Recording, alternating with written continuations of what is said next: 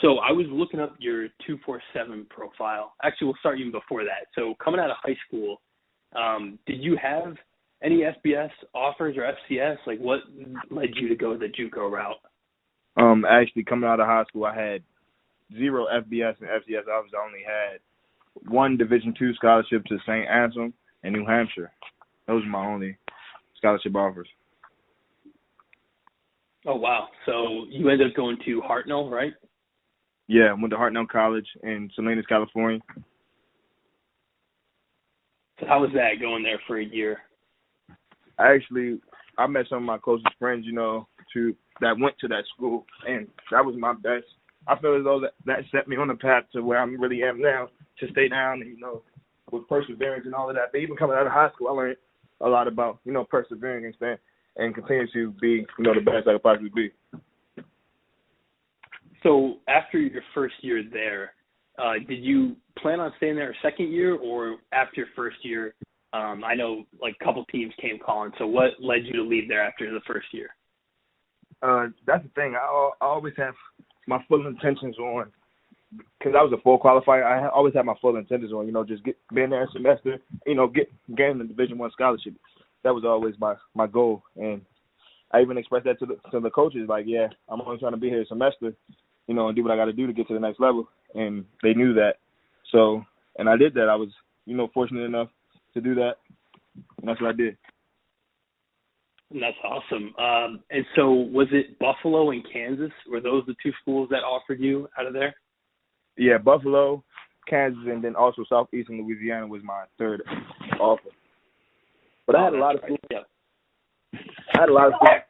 Hey, sit down. My apologies. You're good. I also had a lot, but I had a lot of interest. I had interest from Michigan, UNC, Cal, but all those schools, well, Michigan being a prestigious school, and as well as UNC and Cal, they wanted me to wait another semester. And, I was only 17 in JUCO because I graduated high school early. So I wasn't really trying to do another semester of JUCO. I just felt as though you guys had enough, everybody had enough film to dictate whether or not they wanted me to come in that program or not. So I just decided, to go with Kansas ultimately. And so you did choose Kansas, which, as people might not know, they've been on a little bit of a downward slump since some really highs. I mean, they were in the Orange Bowl in 2007, only had 1 loss. So what made you choose to go there? Obviously, it's a Power 5 school, but and you can tell me if I'm wrong, but I feel like you're the kind of guy who is like, I want to be someone who does something special, impactful, change the culture. So is that why you chose Kansas? Was it like, hey, I want to be part of the team that gets this team back to a bowl? Yeah, that was definitely my thought process when it came to me making my decision. Because because I was also, what people don't know, I was also committed to Kansas for a little while, but I was thinking of, going elsewhere. And Buffalo was actually a school I was going to go to for the simple fact of I'm very cool with Jared Patterson, and because we were high school teammates, we're very close friends, and he was doing a lot of persuasion to come to Buffalo. But at the end of the day, I felt as though Buffalo sent me out of high school. Same thing with Jared. That's his team, and that was his team. And I wanted to, go to a team where I could make it my team, do the best I could possibly do without being, in the Jared Patterson, I wouldn't say shadow, but definitely, since high school, Jared has definitely been a well-respected, well-renowned athlete. And, he definitely did everything he was supposed to do on the field, and I always commend him for that. And I always tell him, like, yeah, his success was the reason that I didn't want to come to Buffalo in the sense of me trying to make my own path. So I would say that going to Kansas was me just trying to do, kind of what he did, what he was doing at Buffalo. Yeah, I love that. That's obviously a really respectful reason to choose Kansas. And so while you were there, David Beatty, he was the coach when you first got there, and then eventually it transitioned to Les Miles. And so I wanted to ask you about that because I talked to James Kanapke, who is a former BG quarterback who went through 2 coaching changes, and I always thought it's like super interesting. A guy comes in who didn't recruit you, and a coach on your side, a coach comes in that you didn't commit to. So what was that change like? And was there any thought about transferring when Les Miles was coming in?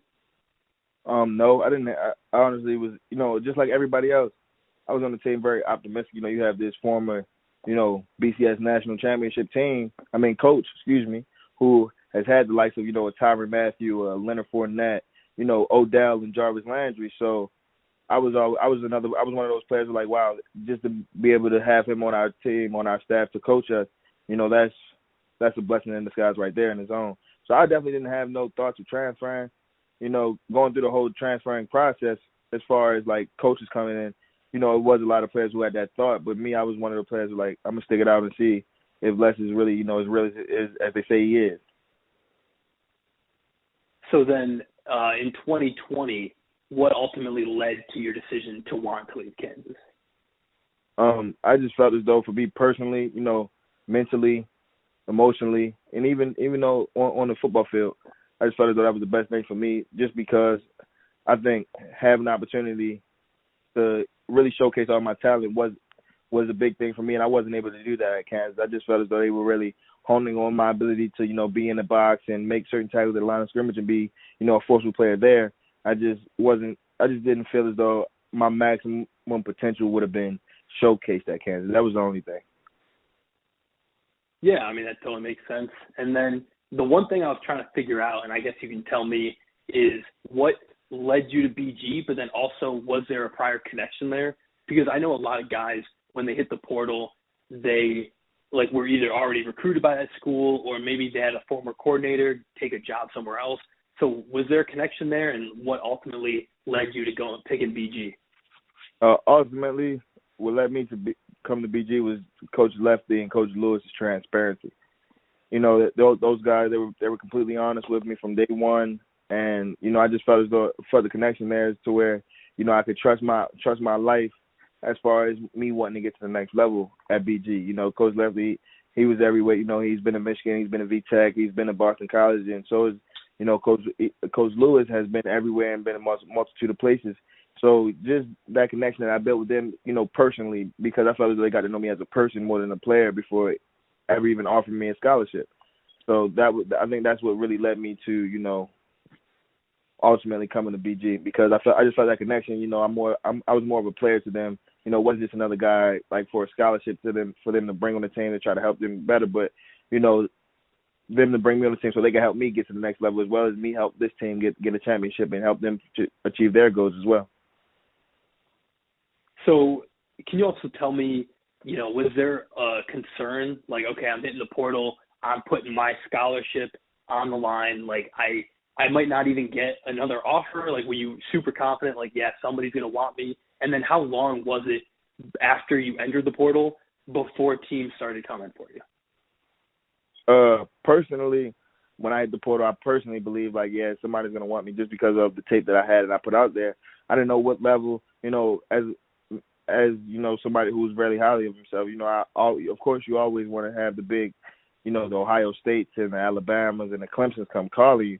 But at the end of the day, that just wasn't what it was. And I understand that, I'm not the biggest, I wasn't the tallest, the strongest or whatever. And I didn't look it, but when I stepped on the field, I felt as though I did. So I was kind of skeptical, but at the same time, I also was, confident, like somebody's going to want me. Like, no matter who it is, I felt as though I put a good enough tape out there that somebody's going to want to take a chance on me. And BG was at that school, and I was in the portal. I hit the portal from December, and I committed to BG in March. So, 2 months, maybe 2-3 months. So was that tough? Was that stressful? Or was it kind of like, okay, I just need a little bit of time and then they're going to come calling? Was BG the first school that reached out to you, or is that just the one you chose? BG wasn't the first school. I had multiple, FCS offers, but FBS wise, BG was the only school, yes.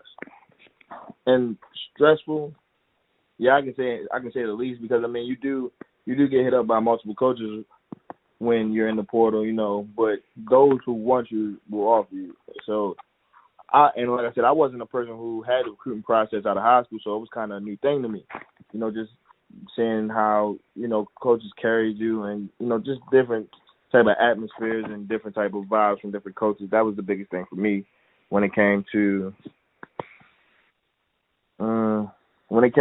picking a school, and, how just being in the portal, how frustrated it could be, just from multiple schools telling you, yeah, they like this and like that about you, but not trying to take the next step as far as giving you a scholarship to that program. So I can say that was one of the biggest things. Right. And I mean, I'm glad we went and got you. Obviously, it worked out well for us and for you. And then so when you choose BG, was there any thought like, oh, this is going to be tough? Like, I mean, we were coming off a 0-5 COVID season, haven't been to a bowl game since 2015. Only Leffler's third year in the program. Was that part of the reason you wanted to come here? You wanted to be part of that foundation and the culture that was going to turn the ship around?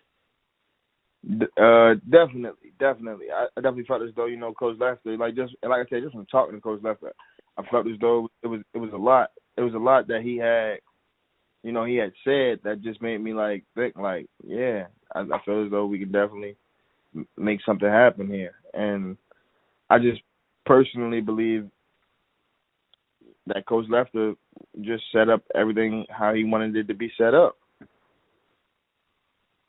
I think me coming here, was just, that opportunity for me more than the team.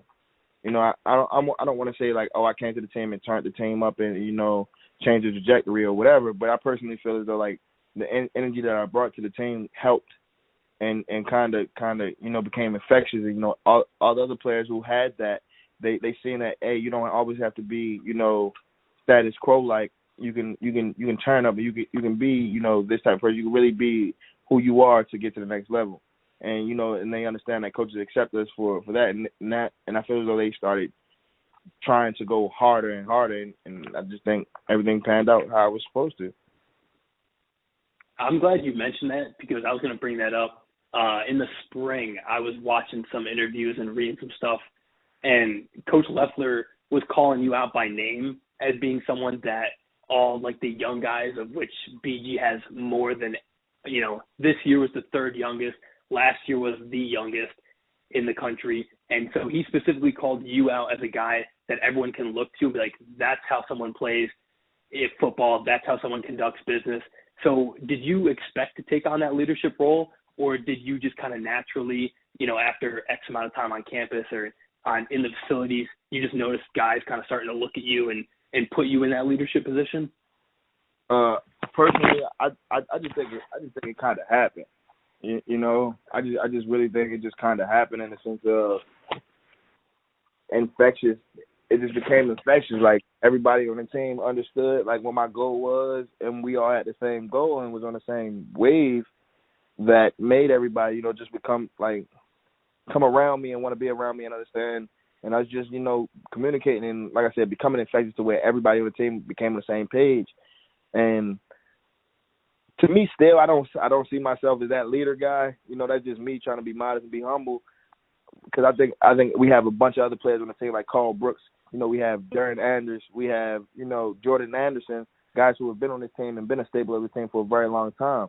And I feel as though those guys are, our appointed leaders. Like for example, Carl Brooks and Darren, had great seasons.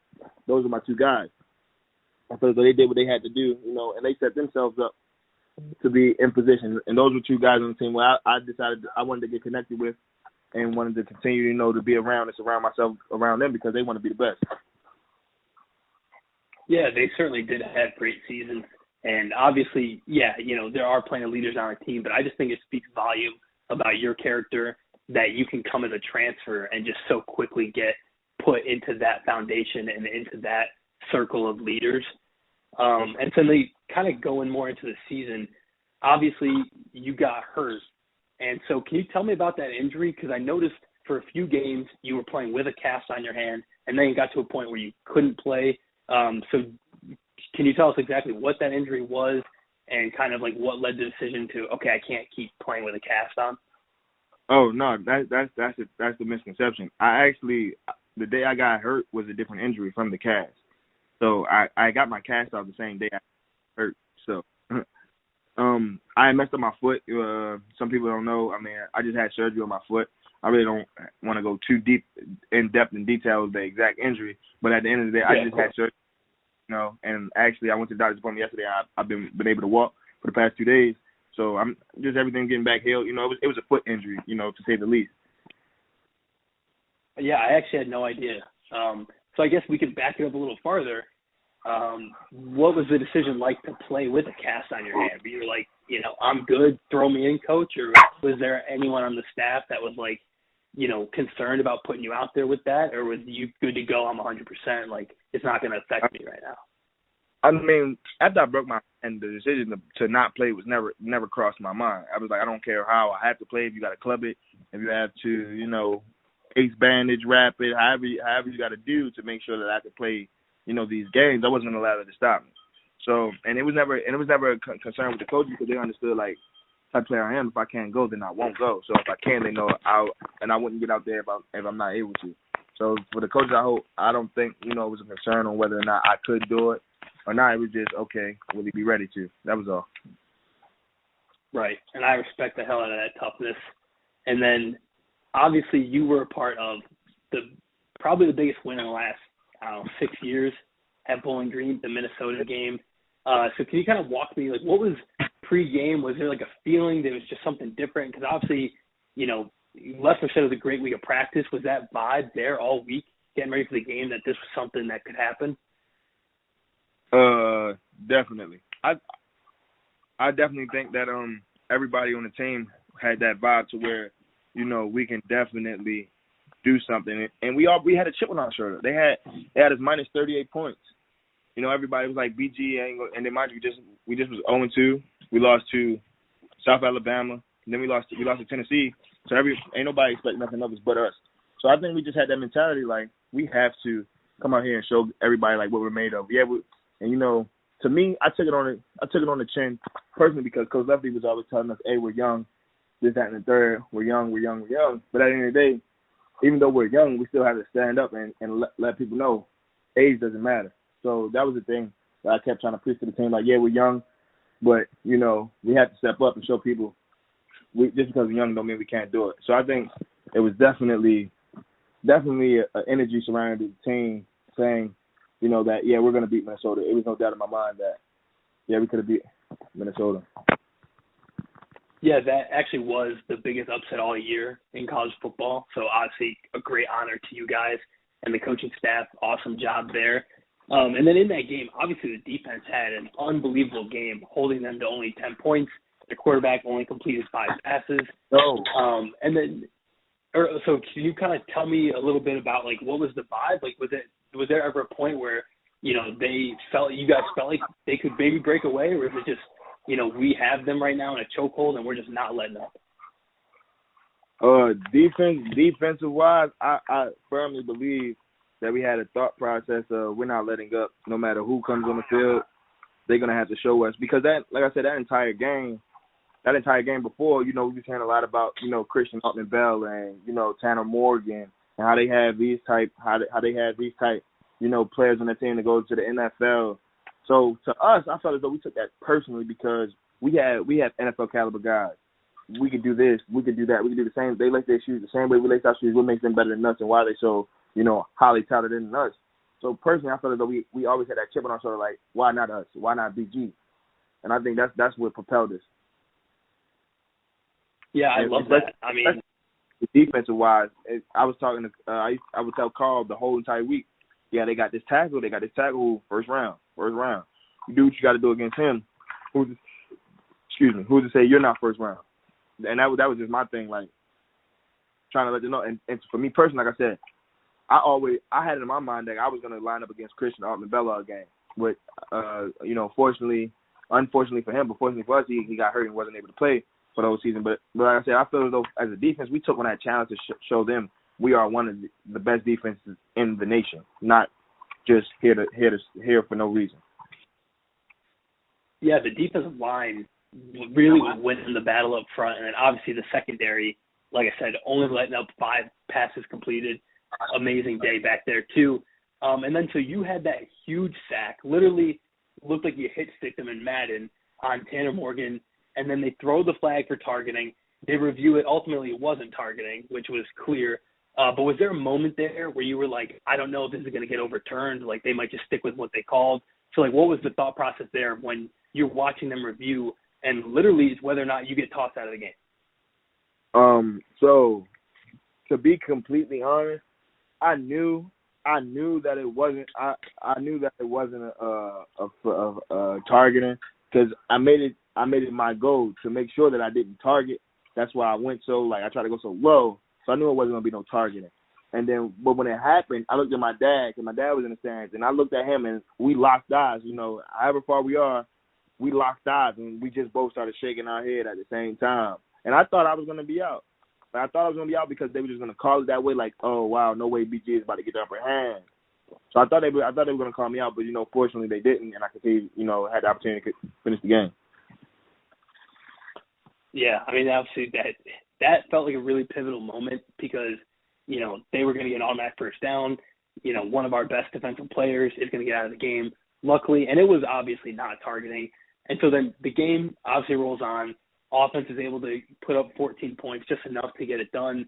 And so after the game, what's that vibe like, and how does that affect practice? Because, I mean, I'm assuming you come off a win, biggest upset all season in college football. Practice is going to go pretty good the next, week. The energy is going to be good. So does that vibe rub off? Tell me about that. Definitely. Definitely the vibe rubbed off. But I can't say that we kind of got very lax in a sense, to the point where we didn't take advantage of it and continue to ride that momentum. That's why we came out that week and lost against Akron. You know what I'm saying? So personally, I feel as though it was a reflection and we had a good week, but I also think we underestimated Akron. Yeah, that was a tough loss. Interesting now that their coach got fired and they'll have Joe Moorhead coming in. And so it's going to be really interesting to see how that program's going. But as far as the direction of ours, what's kind of the outlook going into 2022? Obviously I know you got to rehab an injury, but as a team, what's the predictions? Not in terms of win total, but in terms of how everyone's going to work in the off season, everyone's doing their job. What spring ball is going to look like. Any thoughts on all that? I think I can speak for the whole team, and when I say that, it's either Detroit or bust this year. I love that. If you go back and look at the games, we lost to South Alabama by 3 points. We lost to Kent State by 7. We lost to Northern Illinois by 8. Two teams who were definitely in the championship. Those 3 games, that's a swing. We win those 3 games. That's just 7 wins on the season. So, like I said, this year we had the opportunity to really do something special, and I definitely think it's either Detroit or bust and how everybody feels. So I think that's how we're coming into the offseason. Because we definitely should have been a bowl team last year, I feel as though. Like I said, we lost to South Alabama by 3. We lost to Northern Illinois by 8, and we lost to Kent State by 7. All close games. Yeah, no, I think as someone watching from home, that's definitely how I was feeling too, where it's if Akron had gone differently, 3 one-score losses, I mean, there's definitely – that could have been a bowl team last year. And I really hope you guys are able to get it done. I'm glad that's the goal because guys like yourself, like Matt, like some of the older guys, you don't get, too many chances at going bowling, and it's obviously a really special moment. And so then also, going into 2022, it's your last year of eligibility. Is that right? Yes, this is my last year. So are you taking grad courses right now? What are you doing academically?